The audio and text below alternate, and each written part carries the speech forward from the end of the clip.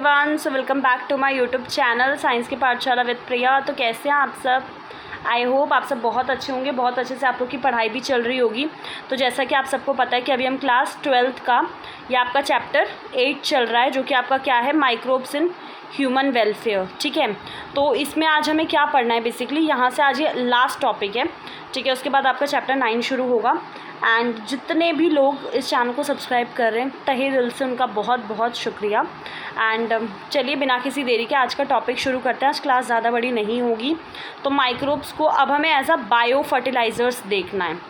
ठीक है, with our present day lifestyle, जो इन्वायरमेंटल पॉल्यूशन है ना आज के समय में, जिस तरीके की ज़िंदगी हम जी रहे हैं, अगर आप दिल्ली में रहते हैं तो आप पता ही है कि हमारी उम्र तो वैसे ही 50-60 तक स्टक हो चुकी है, उससे आगे तो पता नहीं। तो जितना इन्वायरमेंटल पॉल्यूशन है वो बहुत ज़्यादा चिंता का विषय है हम लोगों के लिए। और जो उसी पर जो केमिकल फर्टिलाइज़र्स यूज़ कर रहे हैं, क्योंकि देखो पॉल्यूशन और पॉपुलेशन इतनी ज़्यादा बढ़ती जा रही है, अब उनकी जो डिमांड है उसको पूरा करने के लिए जल्दी जल्दी क्रॉप्स चाहिए, जल्दी जल्दी सब कुछ चाहिए। तो जिसकी वजह से केमिकल फर्टिलाइज़र का जो यूज़ है वो भी बहुत ज़्यादा बढ़ता जा रहा है ना। तो उस पॉपुलेशन को सेटिस्फाई करने के लिए क्या हो रहा है, केमिकल फर्टिलाइज़र का यूज़ जो है, जो डिमांड है, agriculture produce has contributed significantly to this pollution. तो एक तरीके से ना आप ऐसे समझ सकते हैं कि पॉपुलेशन, ठीक है, कि population is directly proportional to pollution. अब ये मैं क्यों कह रही हूँ, अगर आप समझ पाएँ तो इसके पीछे का लॉजिक, कि जैसे जैसे पॉपुलेशन बढ़ती जाती है ना कहीं पॉल्यूशन भी बढ़ता जा रहा है।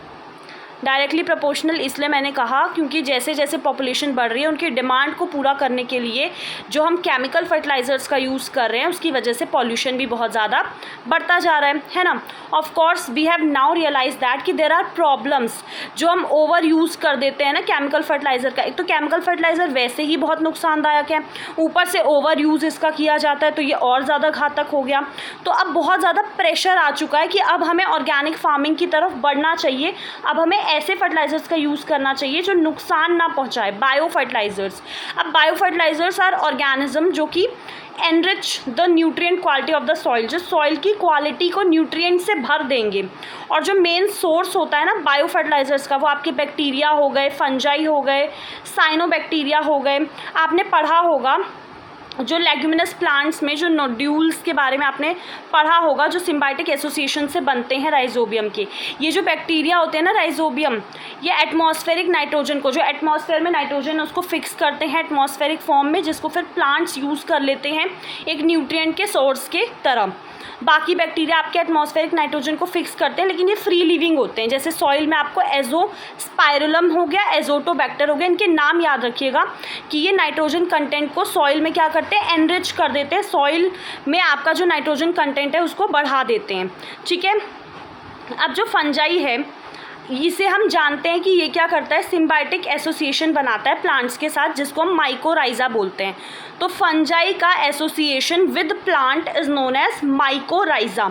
ठीक है, और बहुत सारे मेंबर हैं जो कौन से जिनस से बिलोंग करते हैं, ग्लोमस से, वो आपका माइकोराइजा बनाते हैं। अब जो फंगल सिम्बायोट है, अब इस एसोसिएशन में वो वाला पार्ट, जो फंगल वाला पार्ट है, वो करता क्या है, उसका काम होता है कि वो सॉइल से फॉस्फोरस को एब्जॉर्ब करेगा और उसे प्लांट को देगा। और प्लांट्स जो होते हैं हैविंग सच एसोसिएशन, वो भी बेनिफिट शो करते हैं, जैसे कि वो जो रूट बॉर्न पैथोजन होते हैं उसके प्रति वो रेजिस्टेंस होते हैं, जो खारापन है, सूखापन है, उन सबको वो टॉलरेट कर पाते हैं प्लांट। और इससे क्या होता है, ओवरऑल प्लांट की ग्रोथ इंक्रीज़ हो जाती है और डेवलपमेंट भी। अब इसमें जैसे आपसे क्वेश्चन पूछा है कि जैसे अभी हमने देखा कि ये जो एसोसिएशन है जिसको हम माइकोराइजा बोलते हैं, उसमें तो फंगस क्या कर रहा है, फॉस्फोरस एब्जॉर्ब करके सॉइल में से प्लांट को दे रहा है, फिर प्लांट उसको यूज़ करके खाना वगैरह बनाएगा। तो अब फंगस को क्या एडवांटेज है, ठीक है, तो फंगस को अब उस प्लांट से, इस एसोसिएशन से क्या फ़ायदा मिल रहा है, खाना मिलेगा फंगस को। ऑब्वियस सी बात है ना, फंगस उसे सामान ला के दे रहा है तो प्लांट खाना बना कर देगा, उसके रहने की जगह भी मिल गई है। ठीक है, अब साइनोबैक्टीरिया जो हैं आपके आपके, वो आपके ऑटोट्रॉफिक माइक्रोब्स होते हैं। बेसिकली साइनोबैक्टीरिया को अगर आपने पढ़ा होगा तो हम लोग साइनोबैक्टीरिया को ब्लू ग्रीन एल्गी भी बोलते हैं। तो प्लीज़ कंफ्यूज मत होइएगा, ये एल्गी नहीं है, ये बैक्टीरिया ही है। बस ये उस तरीके का ब्लू ग्रीन कलर का एक काई की तरह दिखता है तो हम इसे बोल देते हैं, बट ये साइनोबैक्टीरिया होता है, ठीक है। ये ऑटोट्रॉफिक माइक्रोब है जो कि आपका एक्वेटिक और टेरेस्ट्रियल एनवायरनमेंट में मिलता है।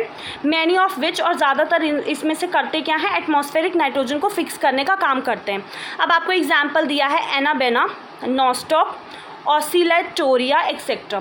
अब जो पेडी फील्ड्स होती हैं, जो धान की खेती होती है ना, जो उसमें जो साइनोबैक्टीरिया होते हैं वो आपका इंपॉर्टेंट बायोफर्टिलाइज़र की तरह काम करते हैं। Blue green algae also add organic matter to the soil और उसकी फर्टिलिटी को बढ़ाते हैं। करेंटली हमारी कंट्री में क्या होता है, नंबर ऑफ़ बायोफर्टिलाइजर्स जो अवेलेबल हैं commercially in the market, and farmer जो है उनको यूज़ करते हैं ताकि वो सॉइल के न्यूट्रिएंट को रेप्लेनिश, मतलब दोबारा से उसको वापस उसमें सॉइल में न्यूट्रिएंट आएँ, और जो डिपेंडेंसी है हमारी केमिकल फर्टिलाइज़र्स पे वो कम हो सके, ठीक है। अब एक बार मैं आपको इसका पूरा समरी भी पढ़ा ही देती हूँ क्योंकि टाइम बचा है। तो देखिए समरी में क्या है ना, सबसे पहली चीज़ माइक्रोब्स जो है ना वो एक बहुत इंपॉर्टेंट कंपोनेंट है लाइफ का अर्थ के ऊपर। सारे माइक्रोब्स पैथोजेनिक नहीं होते, सारे ऐसे नहीं होते कि नुकसान पहुंचाएंगे, कुछ बहुत ज़्यादा यूज़फुल भी होते हैं। जैसे हमने देखा कि हर दिन हम माइक्रोब से कितने सारे प्रोडक्ट को क्या करते हैं, डिराइव करते हैं। जैसे आपका बैक्टीरिया है लैक्टिक एसिड बैक्टीरिया LAB, जो मिल्क में ग्रो करके उसे दही में, कर्ड में बदल देता है। अब जो डॉ होता है, जो वो होता है जिससे हम ब्रेड बनाएंगे, वो फर्मेंट किया जाता है ईस्ट से, कॉल्ड सेकारोमाइसिस सेरेविसी। बहुत सारी आपकी डिशेज़ हो गई, इडली हो गया, डोसा हो गया, जो आपका डो से बनता है जिसको हम माइक्रोब से फर्मेंट करते हैं। अब आपका बैक्टीरिया और फंजाई जो है वो बेसिकली क्या करता है, पर्टिकुलर टेक्सचर देता है, टेस्ट देता है और फ्लेवर देता है चीज़ में। माइक्रोब्स आपका यूज़ किए जाते हैं lactic acid, acetic acid, alcohol बनाने में, बहुत सारे प्रोसेसेस में इनका यूज़ किया जाता है। अब आपका एंटीबायोटिक पेनिसिलिन हो गए, ये भी बहुत सारे माइक्रोब्स का यूज़ करके बनते हैं, और ये बेसिकली जो डिजीज़ कॉजिंग हार्मफुल माइक्रोब्स होते हैं उनको किल करते हैं।